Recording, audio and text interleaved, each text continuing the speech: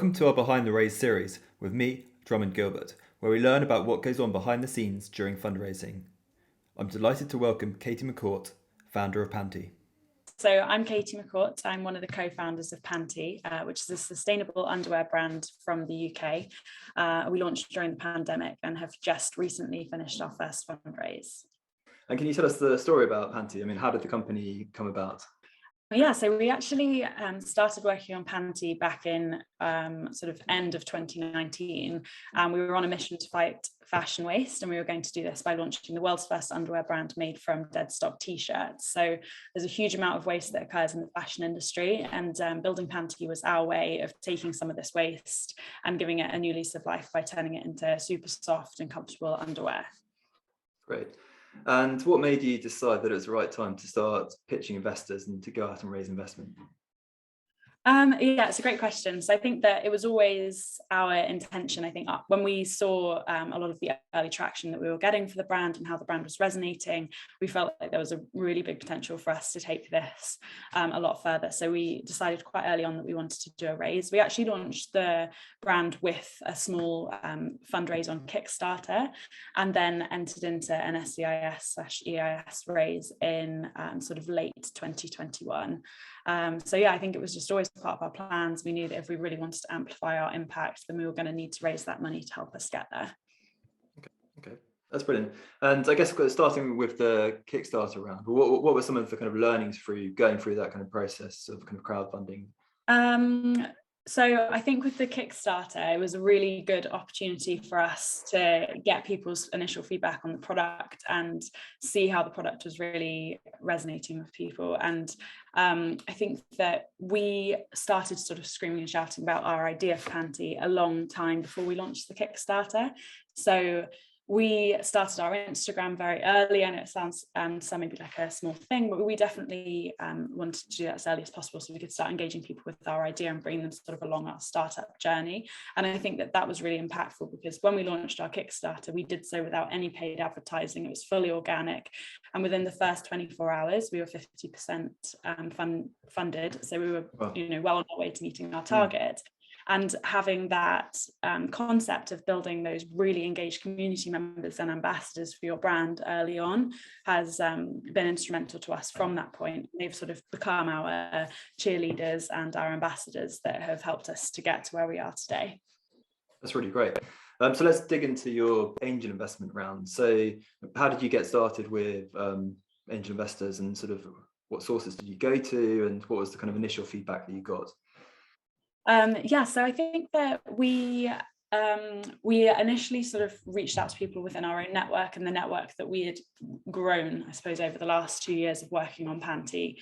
And initially, we asked a lot of people for feedback on our on our deck, on our pitch deck, and also just all of our materials that we had and the way that we were reaching out to people. So I think that was a really, really good first step because those people were sort of engaged and were able to provide really, really useful feedback for us to then take forward through the process. So that was definitely a first good starting point for us. And then I think that the way we really approached it was that those networks, we asked for introductions to new networks and tried to expand the network from there and push that as much as we could, whilst also, posting about the fact that we were raising on LinkedIn, for example. And we did get a few people reaching out to us from there and just really sort of pushing the word out as much as possible. And then actually towards the end, I think that we were, maybe 3/4 of our goal, we actually got introduced to the Angel Investment Network and created a profile on there. And we did get quite a few people messaging, and it was really impactful for us because we actually found one of our investors through the Angel Investment Network, and they came on sort of a little bit later than some of our other investors, but they actually helped us close the gap of what we were still had left to raise. So they were kind of the main channels that we used. That's really great to hear. And sort of digging into this into kind of a bit more detail. So what sort of like messages resonated with investors? What sort of metrics and traction did you kind of like portray to really get them on side as well? I think for us, because we were a product-based business that had launched, that was really helpful for us to prove some of the early traction that we had. So we were already generating some revenue. We'd had good social proof, for example, from our Kickstarter, of people really buying into the brand.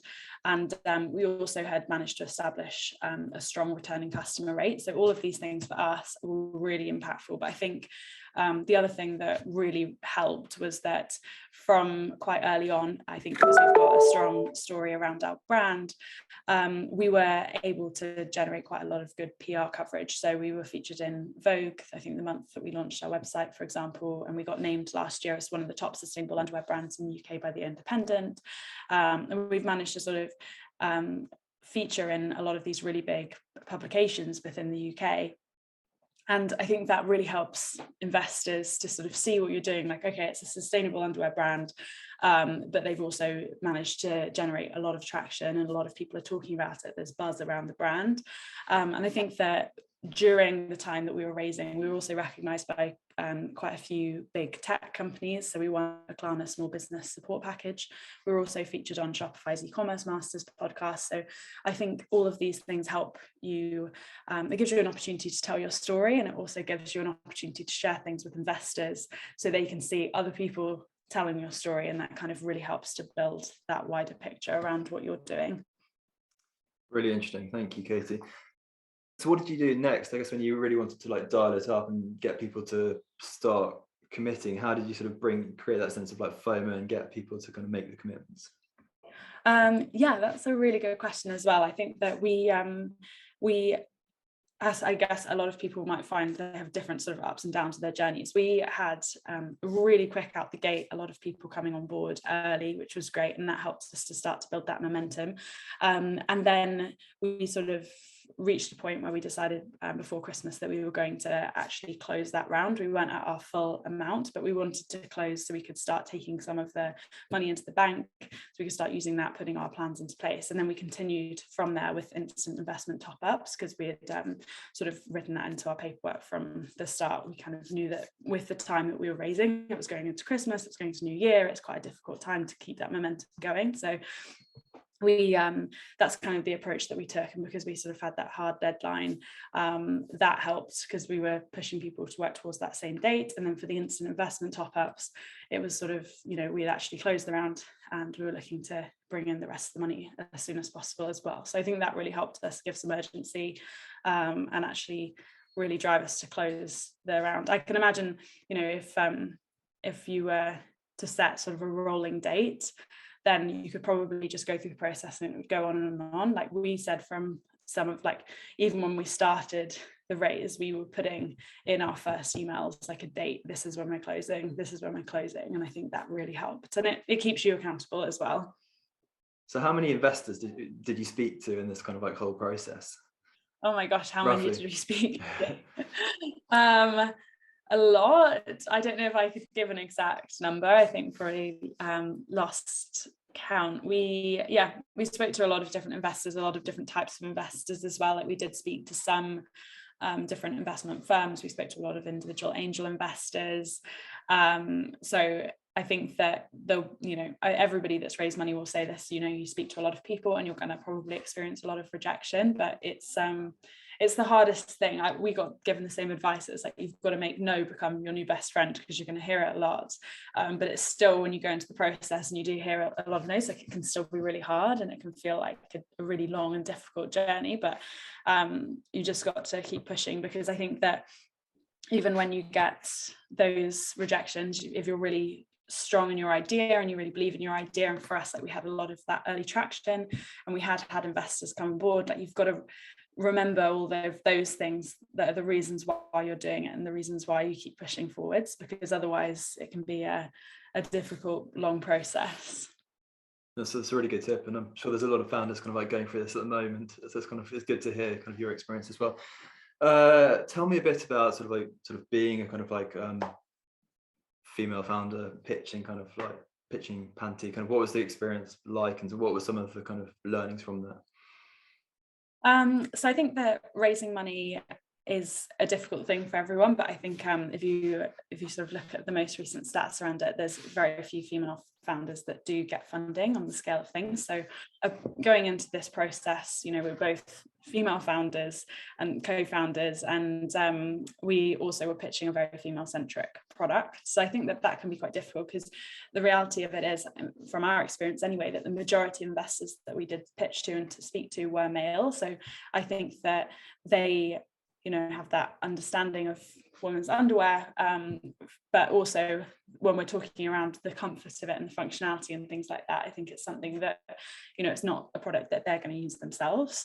So maybe there's like a little bit of disconnect there, but I think that we just really tried our best to, you know, base what we were saying on a lot of facts and a lot of research that we'd done. And there's a lot of shifts within the industry that anybody can sort of understand, the move to sustainability being just one of them. So I think it's about building that holistic story. But I think we've spoken to a lot of other female founders that have raised very female-centric products, and I think that it is a challenge, but it should by no means deter you from doing it. I think that it's really important for women entrepreneurs to put themselves out there and to sort of enter into the game, let's just say, because we need more representation. And I think that, you know, hopefully in the future more female businesses will get the funding that they need and that they deserve as well. Great. Last question. So if you were to do it all over again, what's the one thing that you would do differently when it comes to raising investment? Yeah, I think that we knew we were going to sort of be entering into the race for a very long time, and I think that one thing maybe we could have done better is to keep people that were in our network that we could have potentially spoken to for investment more engaged through that process, keep them up to date with our milestones and what it is that we were working on, and bring them along that journey. We did maybe try to, but maybe we could have gone further with that, because I think that, you know, when it comes down to crunch time, try and pitch to or keep your investors almost as like warm as possible with your journey and with your story, because the investors that we had done that with, when we did actually speak to them and pitch to them, they were really, really excited because they had seen the progress that we had made. They understood our passion for the business, and they had seen us work tirelessly on this business for the last 2 years. And I think that really ties into it. It's a really important factor for a lot of investors. So I would say start just communicating clearly and as frequently as possible without being annoying as early as possible. And I think that goes a long way. Great. Well, thank you, Katie. Thank you for sharing all your experience, all your advice. Best of luck with Pantee, and we look forward to following the company. Thank you so much.